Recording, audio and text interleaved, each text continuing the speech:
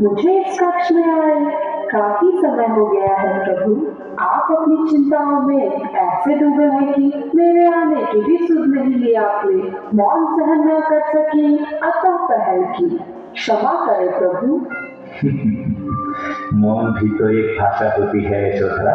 जब दो लोग एक दूसरे से बोले वह संवाद कहलाता है, पर जब हम स्वयं अपने ही भीतर से बात करें वही भाषा मौन कहलाती है। नववधू के आगमन को भी ना देखकर आप किस संवाद में लिए हैं प्रभु? विवाह उत्सव के पश्चात समस्त संबंधी लौट गए हैं। अब यह हमारा कक्ष कुछ शांत प्रतीत है। आहा, यह संध्या अत्यंत रमणीय है। विचार और सुंदर प्रकृति के बीच संघर्ष हो रहा था। मैं सुलझाने की चेष्टा कर रहा था तो तो आपने मेरी उपस्थिति की ओर ध्यान ही नहीं दिया। यशोधरा, एक बात कहूं, यह विवाह विधि मुझे बहुत अस्वाभाविक लगा, बिल्कुल पसंद नहीं आया।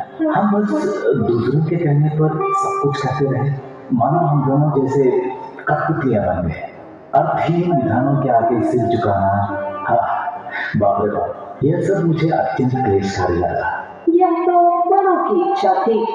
ऐसा सोचकर मन को शांत कर लेना ही श्रेयस्कर है सिद्धार्थ। अंतःकरण की शुद्धता से हमारे दोनों के बीच स्थापित इस विवाह संबंध के लिए इतने प्रमाण आवश्यक है क्या देवी? नहीं प्रभु, विवाह में अंतःकरण ही प्रथम है, बाकी सब विधियां केवल द्वितीय है। मेरे पिता ने जो यज्ञ याग किए जिनमें हजारों पशुओं की बलि दी गई, ब्राह्मणों को दान दिया, मैंने उसका विरोध किया। पर तुम एक स्त्री हो ऐसा कहकर मेरी बातों को अनसुना कर दिया गया। तुम्हारे वचन मुझे अत्यंत आनंदित कर रहे हैं देवी। मैंने भी यज्ञों में पशु बलि का विरोध किया। किसके लिए है ये यज्ञ?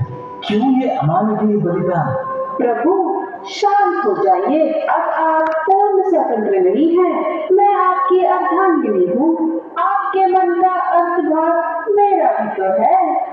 इतनी रहस्यगर्भित रीति से उल्लेख करने की आवश्यकता नहीं है देवी। यदि कुछ पूछना है तो सीधे पूछ सकती हो। मेरी ये बातें इस वक्त उचित नहीं है। किसी अन्य दिन इस विषय पर बात करेंगे प्रभु। समय चाहे आज हो या कल, यदि विषय वही है तो संवाद भी उचित ही होगा देवी। मैं यद्यपि राजवंश में जन्मा हूँ, परंतु युद्ध, रक्तपात, हिंसा, इनमें मेरा मन नहीं रमता। मुझे जन, समाज और विश्व में अधिक रुचि है। मैं संसार को समझना चाहता हूँ। मनुष्य को शाश्वत आनंद की प्राप्ति कैसे हो, यही मेरी खोज है। प्रभु, स्वहित से अधिक लोकहित